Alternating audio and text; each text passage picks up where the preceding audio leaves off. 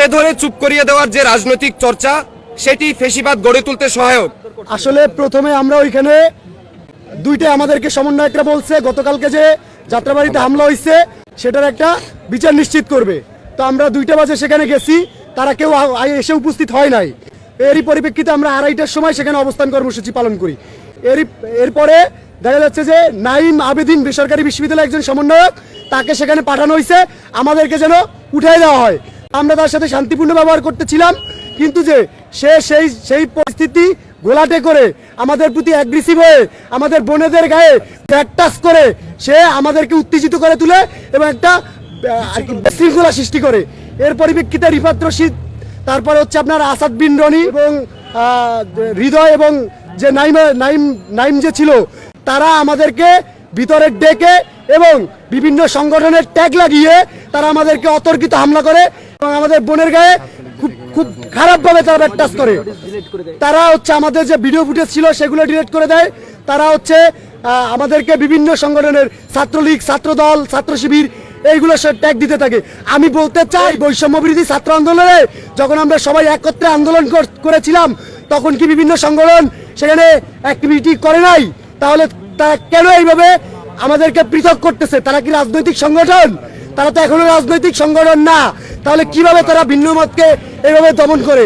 এটা আমরা একদম সুষ্ঠু বিচার চাই এবং এই ঘটনায় জড়িত রিফাত রশিদ, তারপরে আসাদ বিন রনি, তারপর নাইম আবেদিন যারা আছে, তাদের পদবঞ্চিত করে তাদেরকে প্রশাসনিক বিচার গ্রেফতার করতে হবে, প্রশাসনিকভাবে গ্রেফতার করতে হবে এবং তাদের পদ বঞ্চিত করতে হবে। এটাই আমাদের ফাইনাল দাবি। হৃদয়ের নেতৃত্বে যাত্রাবাড়িতে বিভিন্ন ফলের আড়তে বিভিন্ন মামলা বাণিজ্য, চাঁদাবাজি হচ্ছে। এই হৃদয়কে তারা আশ্রয় প্রশ্রয় দিচ্ছে এবং আমাদের যে জুলাই আন্দোলন ছিল সেখানেও কিছু ছাত্রলীগের এজেন্ট আমাদের সাথে সমন্বয় পরিচয় দিয়ে তারা এই আন্দোলনকে ভিন্ন পথে নেওয়ার চেষ্টা করেছে। আজকে এবং গতকালকে আমাদের শিক্ষার্থী ভাইদের উপরে, জুলাইয়ের সহযোদ্ধাদের উপরে যে হামলাটি হয়েছে, সেটি কেবলমাত্র একজন চাঁদাবাজের বিরুদ্ধে দাঁড়ানোর জন্য, কেবলমাত্র একটি সামান্য ভিন্নমত পোষণ করার জন্য।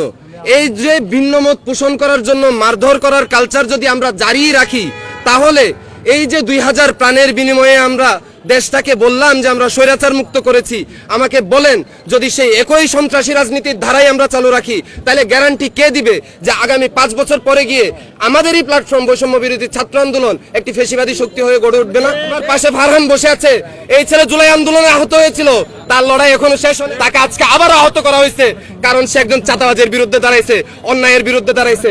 আমরা এখনো খেয়াল করতেছি এই যে রাষ্ট্র কাঠামো, এই রাষ্ট্র কাঠামো অব্যাহত রেখেছে বিভিন্নভাবে।